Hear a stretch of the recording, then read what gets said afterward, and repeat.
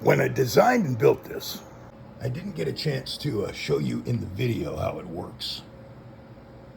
And I'm putting the 66 Shovelhead together completely now, which means I needed to put some support brackets and stuff on that I didn't have on. I didn't have the rear fender actually bolted to the oil tank. You can see the holes down there. And I thought while I was doing this, what I'd do is show you how that actually the electronics went together for the Cannonball electric starter, because it's a pretty fancy setup in reality. So there's the starter, the electric starter. It has kickstart, but the electric starter bolts on the kickstart side, which allows you to have this pretty side with the tin cover on it. And I've got bad back and I'm an old man and I didn't want to have to kickstart this every time. So I went ahead and put this Cannonball electric starter in. But the way I did it is what I wanted to show you. And since I had to tear the bike apart for other things, mostly to do with getting everything bolted together, I thought this would be the absolutely perfect time to show you the electronics that all end up inside this faux 6-volt battery box. But before we do that, it's time to get some of this stuff bolted together. And I always like to use Loctite, especially on old Shovelheads, or for that matter, any old motor.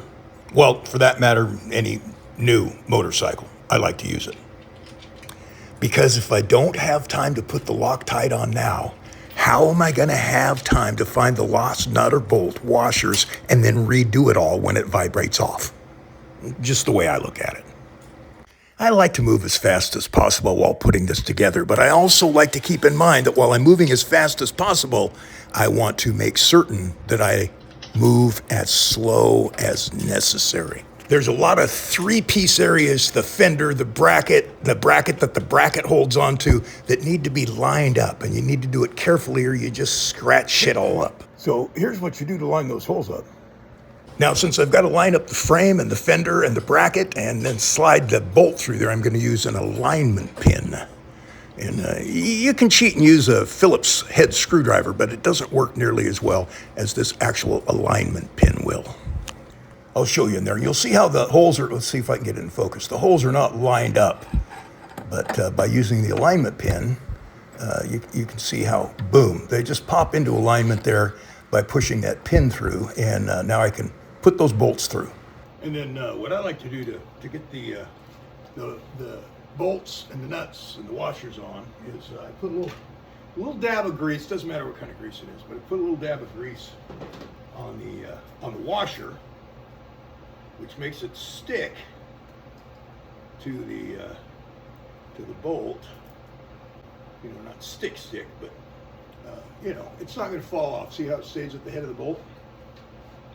And I've got the holes lined up, and then I just take my magnet and I can put that bolt with the washer on it right in where it goes without any fuss or any muss, and push it down, and one is in. Just as simple as that. You might have the dexterity to get your hand down in there, but I'm an old guy. I've got big hands and I shake a little bit and I just can't get down in there. So, yeah. A little bit of grease on that washer keeps it on that bolt while I drop that bolt in there. And the underside, where the nut goes, is really not difficult at all to reach.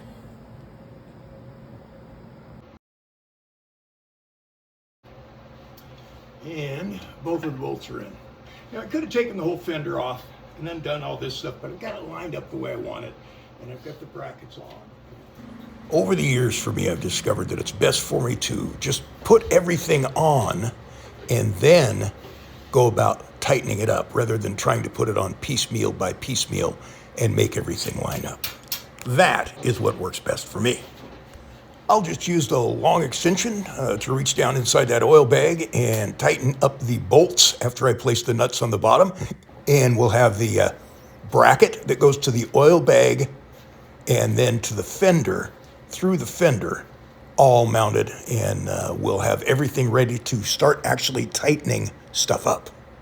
So as I tighten up all the nuts and bolts that secure both the plate that allows for the cannonball starter that rises out, allows it to sit inside the fender there, and all the nuts and all the bolts and all the mounting stuff on the fender, I'm just going to go slowly, and I'm just going to snug it all the way around, and then I'm going to snug it again all the way around until I get to my final torque on it.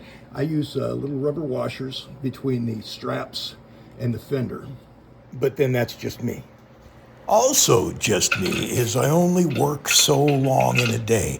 My back starts hurting really bad. My neck starts hurting really bad. So most days I get up in the morning and I work until about noon, and then I go do my stuff that makes my back kind of feel a little bit better and my neck kind of feel a little bit better. And that brings us to the point we're at today. That fender is bolted. But the thing I really wanted to get to was the hidden 12-volt electrical system inside this thing. The starter solenoid, the relay, all of it fits inside the battery box. And that's what we'll do on the next video. We'll go over how I stealth hid the starter solenoid and the relays and the Optima lithium battery all inside this 6-volt faux battery box, so it fits inside the oil bag and looks like a 6-volt system.